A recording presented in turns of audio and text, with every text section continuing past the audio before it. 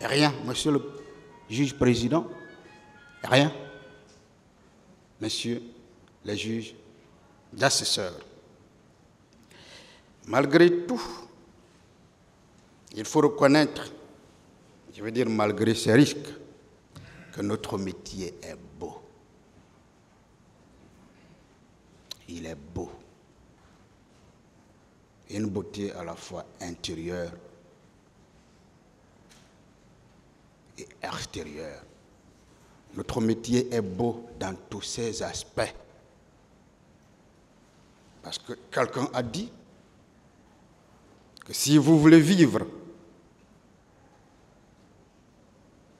si vous voulez être heureux un jour, mariez-vous. Si vous voulez être heureux 2 jours, prenez une bière, monsieur le président, messieurs les juges assesseurs. Mais si vous voulez être heureux toute votre vie, devenez avocat. Parce que c'est le plus bel état du monde. C'est le plus bel état de la vie. Et vous le saurez, vous le comprendrez, plus nous allons avancer. Notre métier, parce qu'il est justement beau, il s'exerce sans limitation territoriale. La preuve dans cette salle, vous l'avez bien compris, monsieur le juge président, messieurs les juges assesseurs, nous avons parmi nous, je n'ai pas le droit de conjuguer au passé, le procès continue, des confrères ivoiriens. Idrissa Traoré, je vais parler de lui, parce qu'il me semble qu'il a beaucoup parlé de Nuichi dans cette salle. Et le Nuichi, c'est le français courant parlé en Côte d'Ivoire. Et tout ce qui a manqué, c'est qu'il ne nous a pas dit « je suis un dramane », c'est-à-dire « je suis endetté », parce que c'est le nouveau mot qui enrichit le vocabulaire du Nichi actuellement en Côte d'Ivoire. Vous avez également Madame Antoinette Ouedraogo, qui est burkinabé, et vous avez Pradel, à qui je vais aussi m'adresser à travers vous, parce que j'aurais bien compris que lui et moi étions en Belgique, avions nos hôtels côte à côte, marchions d'ailleurs le matin pour aller à un lieu de congrès. Il m'aurait demandé confraternellement à connaître la Guinée, à connaître la réalité de la Guinée, à savoir peut-être des choses sur ce procès. Je les lui aurais donné en toute confraternité. Mais je vais revenir au parti civil, peut-être avant même midi.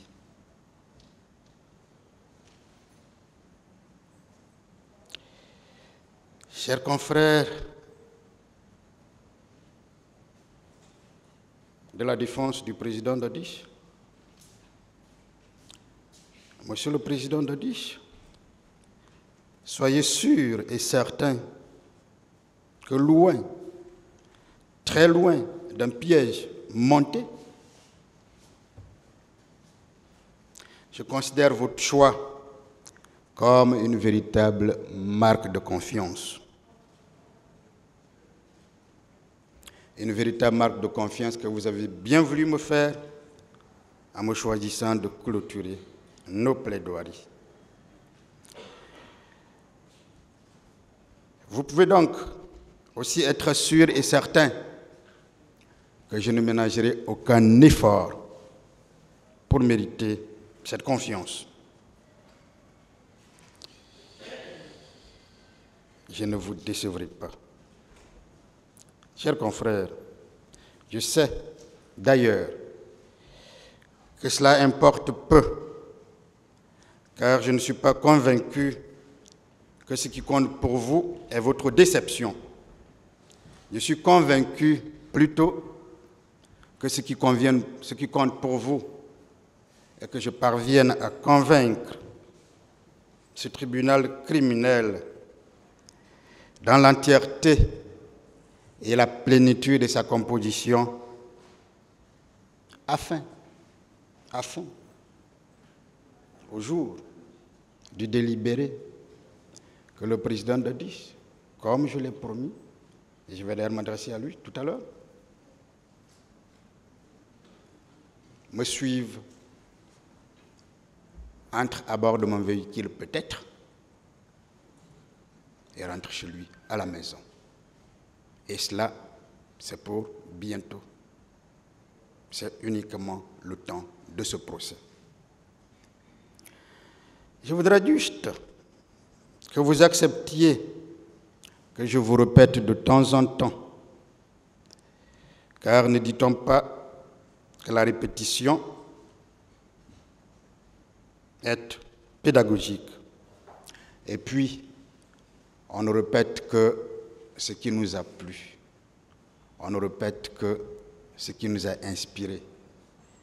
Vos plaidoiries m'ont plu. Vos plaidoiries m'ont inspiré.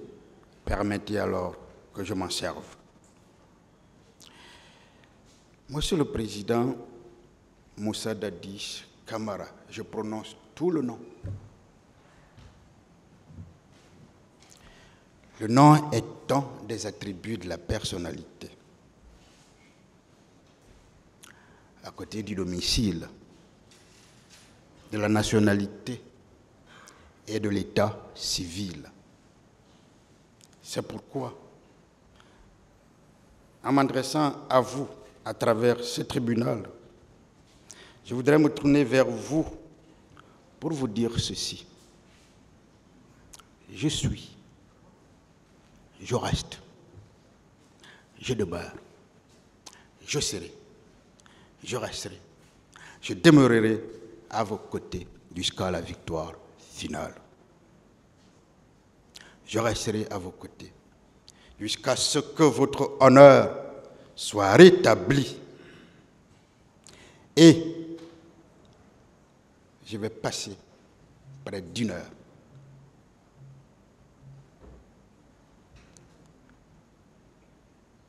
pendant la deuxième partie de mon intervention, puisque la première partie va s'adresser au tribunal.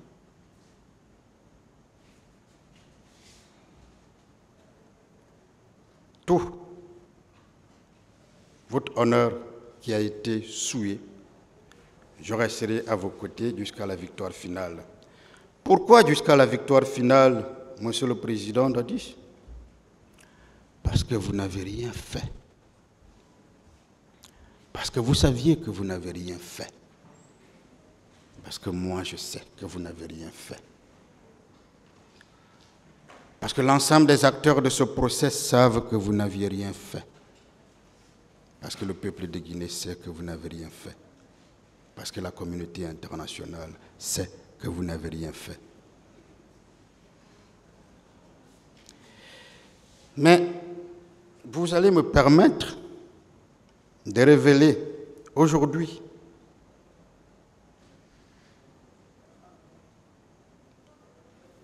une confidence.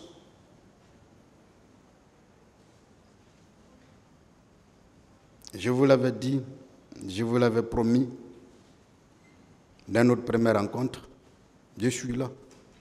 Mais il y a forcément des choses que vous avez oubliées.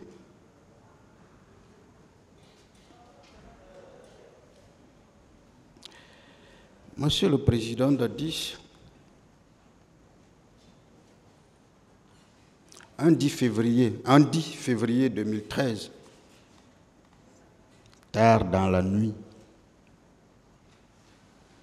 j'ai reçu un coup de fil. La personne au bout m'a dit, je vais vous citer exactement. Bonsoir maître, je suis Dadis au téléphone. Je vais vous confier ma défense et celle de ma famille. Nous sommes le 10 février 2013. J'étais très étonné parce que j'étais encore un jeune avocat. Tellement étonné que je me suis dit, mais Pourquoi quelqu'un que je ne connais pas?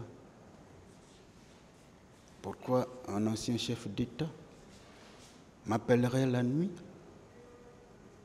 pour non pas uniquement me confier sa défense, mais me confier même la défense de sa famille?